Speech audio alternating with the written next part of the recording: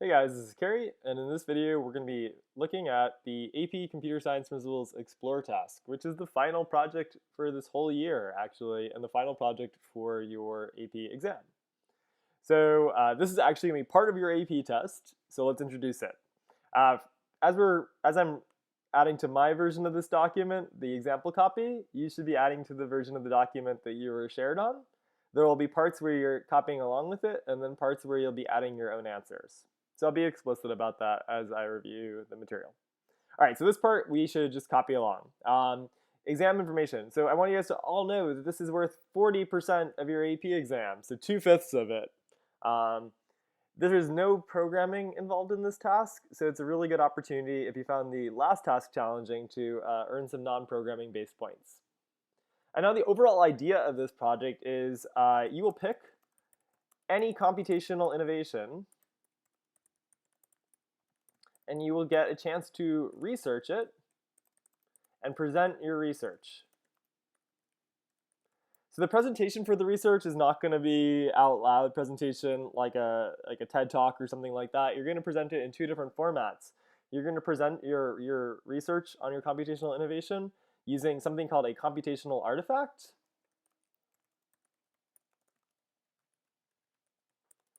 And a computational artifact is basically like a collage that's made to illustrate the functioning of your device or how it's used. So here's an example that I've linked below, and this would be the computational artifact. So we're going to talk more about that on a future day. So you'll present the research using a computational artifact. You can think about collage made using a computer. But then also you're going to present your research by answering some written questions. So we have some examples here where you've got some sample responses, again linked right here. So you can take a look through those if you're curious. I've also included the questions that you're going to be answering in part 3 of this document. You will also present your research by answering 5 written prompts. And those are included in part 3 of this document. Okay, great. All right, so you've got a couple of resources here that you'll probably find helpful. You can click them and it will take you to those resources. So one is this example project, which I find very helpful as I'm completing my work because it shows me exactly what it should look like and exactly what the possible answers should be. And then I also linked in here the rubric, which is if you wanted more specific information about how you're going to be graded. So again, each row represents a point that you either get or you don't get. So it looks like this one is going to be out of 8 possible points for each row getting a point. All right, so you can look at that if you're curious at this point, but we'll look at that more later on as we refine our answers to make sure that they satisfy the criterion of the project. So the first thing that we need to answer is, what is a computational innovation? And the AP exam defines a computational innovation as, let me just make sure that I have their exact definition here. So this is the definition from the AP exam.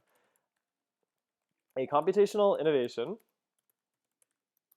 is an innovation, that's an invention, creation, that includes a computer or program code as an integral part,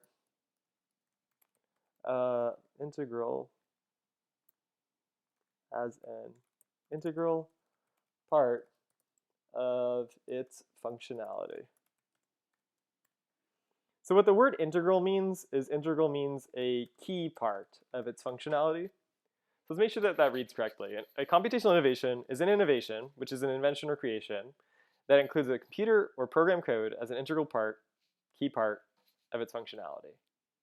All right, so that's the broad definition of a computational innovation. Now to help us understand this, what we're going to do is we're going to generate some examples. So one thing that I'm forbidden to do on the AP task is I'm forbidden to give you a list, or I'm forbidden to assign, provide, or distribute specific topics to students. So for this next part, I'm going to list out some of the things that I might be interested in researching, but your list should be different than mine, so please don't have the same list. And this list should be based on your personal interest as you get a feel for what these things are. So the first type of computational innovation that we're going to be discussing is something called a physical computational innovation. So some computational innovations are physical, in that they are devices on which computer programs run. So physical, what I mean by that is something you can hold in your hands, like a phone, or something that you wear on your wrist, like a watch, something that physically exists in the world.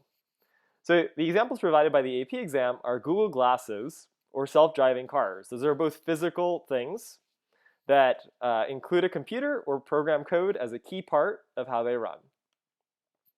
So please list 5 physical computational innovations that you're interested in learning more about.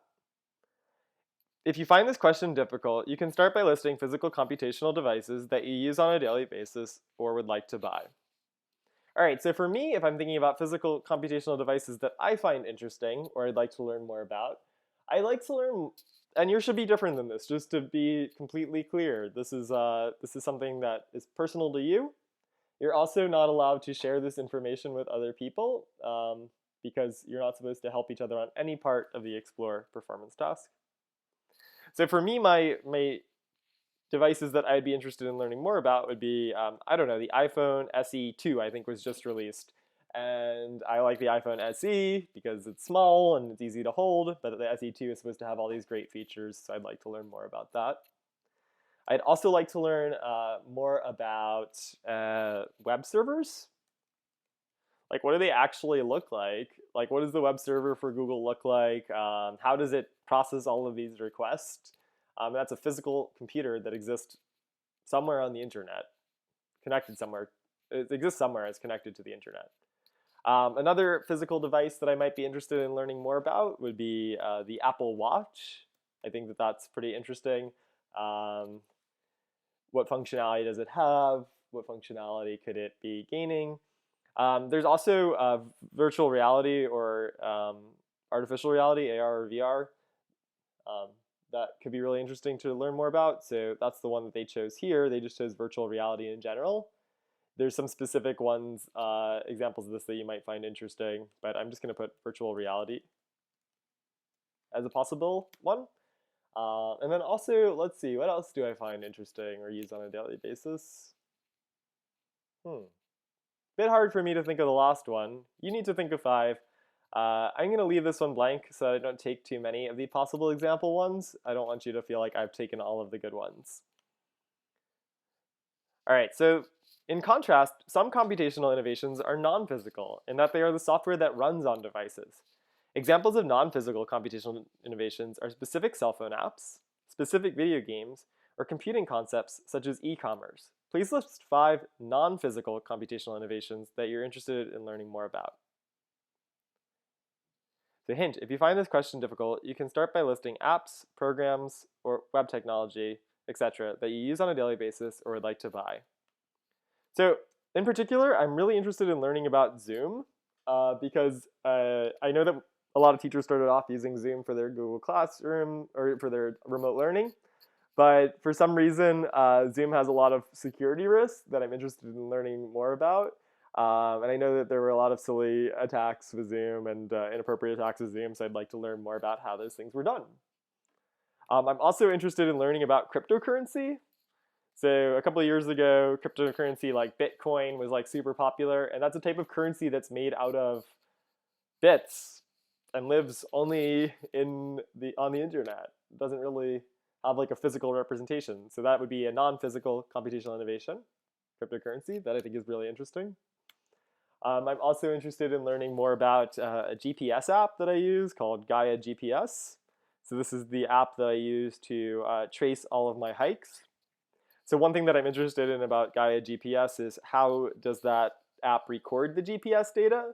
Another thing I'm interested in is how do they use the GPS data? Do they keep that information somewhere secure? Do they keep it somewhere where somebody else has access to it? I don't know. I just think it's pretty interesting. I know that Google has like an amazing search algorithm, so I'm also interested in how does Google work? So maybe I'll just put google.com. And then some other software that I'm interested in. There's a technology that I really like for programming that I've been learning a little bit more about called WebSockets. and I'm interested in further researching WebSockets so that I can understand better how that works.